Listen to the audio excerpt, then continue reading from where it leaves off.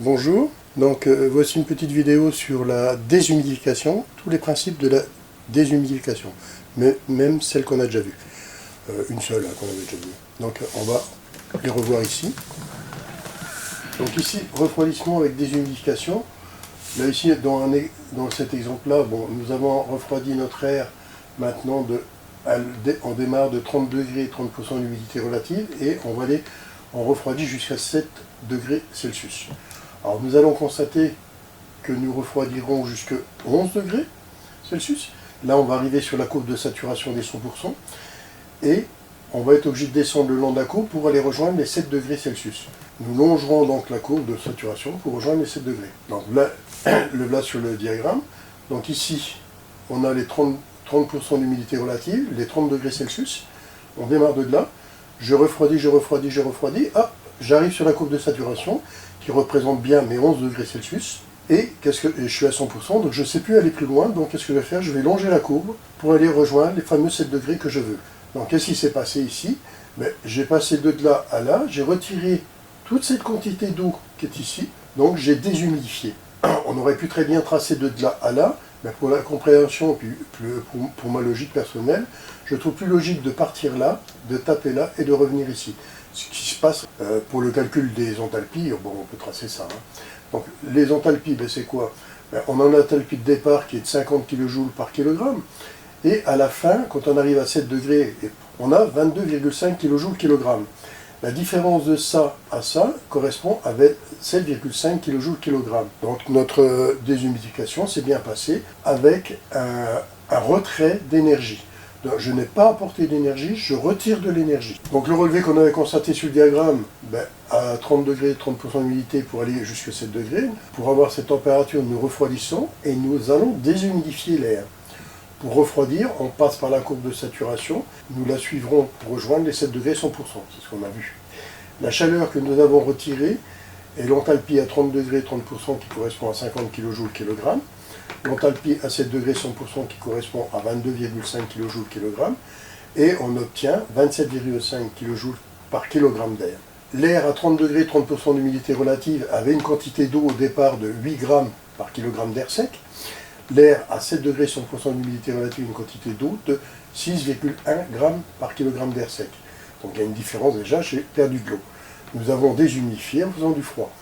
Nous avons retiré donc 8 g 6,1, 8 g moins 6,1 est égal à 1,9 g par kg d'air sec.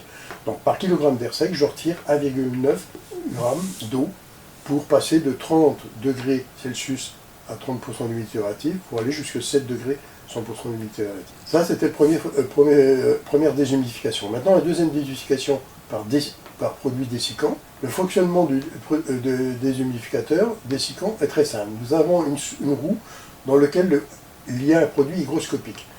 Un produit hygroscopique, c'est quoi? C'est tout bêtement un produit qui absorbe de l'eau. Quels sont les produits que l'on connaît?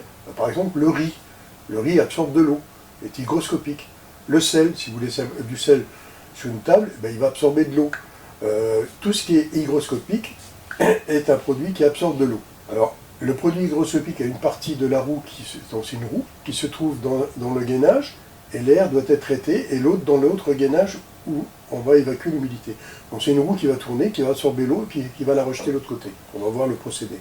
Le produit absorbe l'humidité de la roue tourne, et place cette partie dans l'autre gainage. Alors le gainage qui évacue l'humidité prend l'air de l'extérieur, la chauffe, donc on prend de l'air de dehors, on la chauffe, ou dans un local quelconque, on chauffe cet air-là, on la passe dans puisqu'elle devient sec, on la passe dans la roue, où on a absorbé l'humidité, et cette roue va recéder l'humidité qu'elle a absorbée pour la jeter dehors.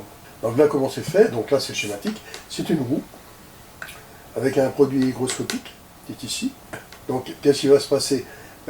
L'air à traiter arrive ici, elle passe dans la roue, elle perd une partie de son humidité et elle ressort plus sec. La roue qui ici tourne grâce à ce petit moteur, ça tourne tout doucement. La partie humidifiée vient rejoindre la partie ici. L'air de l'extérieur arrive ici, elle est réchauffée pour devenir très sec. Elle passe dans la roue, elle prend l'humidité qu'il lui faut et elle est évacuée vers dehors en étant humide. Et après, ce qui fait qu'on va sécher notre air. puisque là, ici, la roue ayant évacué son humidité, elle continue à tourner, elle vient reprendre de l'humidité et repasse de nouveau. Donc si on veut dans un local, eh ben, c'est comme ça que ça se passe. Le local, on prend l'air du local, on arrive, bon, on filtre évidemment, on passe dans la roue absorbe l'humidité qu'elle a besoin, l'air ressort sec pour être rejeté dans la salle pour descendre le taux d'humidité. L'air extérieur arrive ici, ou l'air extérieur ou de l'air qui vient d'un local quelconque, qui est, on pourrait prendre un garage, un truc comme ça, un filtre. On arrive ici, on réchauffe cet air pour la rendre très sec, elle passe dans la roue qui a pris l'humidité de là, et on la rejette dehors, tout simplement. Donc c'est une roue qui est plutôt placée comme ça. Donc vous avez deux gainages superposés. Celle-là, cette partie-là prend l'humidité, elle vient au-dessus, elle la rejette, elle reprend l'humidité et la rejette, ainsi de suite. Dans le diagramme, comment ça se passe? Ben, je pars d'ici, je rentre dans la roue et je descends dans la ligne des enthalpies. Pourquoi dans la ligne des enthalpies? C'est parce que j'apporte aucune énergie, moi. C'est l'eau et l'air qui se débrouillent tout seuls. L'eau va se condenser et partir via le gainage qui est au-dessus, qui va m'évacuer l'eau. La roue va absorber l'eau et la jeter au-dessus. Mais en faisant ça, qu'est-ce qu'elle va faire? Elle va me réchauffer mon air. Donc mon air, en sortant de ma roue, sera plus chaude.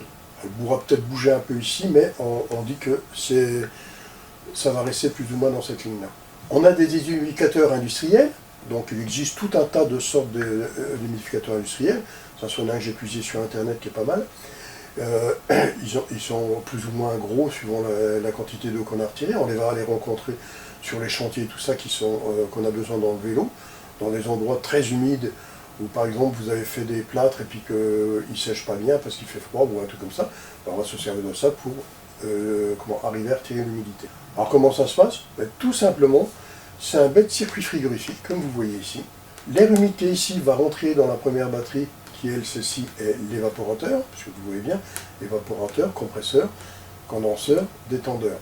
Donc ici, l'évaporateur, ben, il va faire condenser, l'eau, elle va tomber. L'air va sortir saturé d'humidité, mais froide.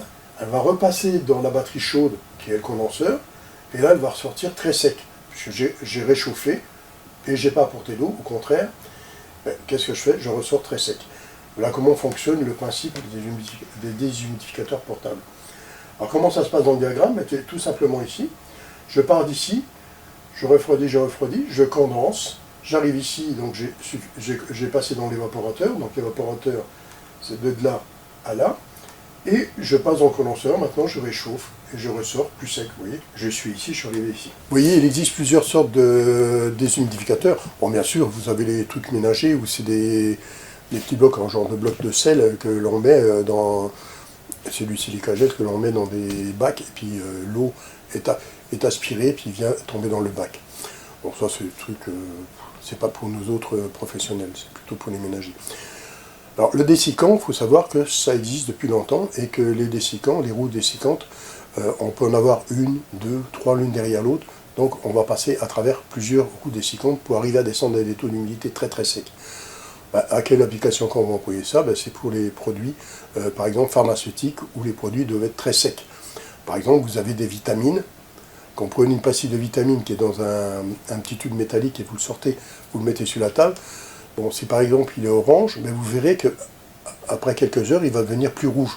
Donc il a absorbé l'humidité lui-même. Pourquoi? Parce que c'est un produit qui a été fait sous l'atmosphère très sec. Et c'est aussi un truc effervescent, vous le mettez dans l'eau, ça se met en ébullition et ça fond tout de suite. Parce que c'est très sec. Ça va absorber l'eau et ça va se fondre.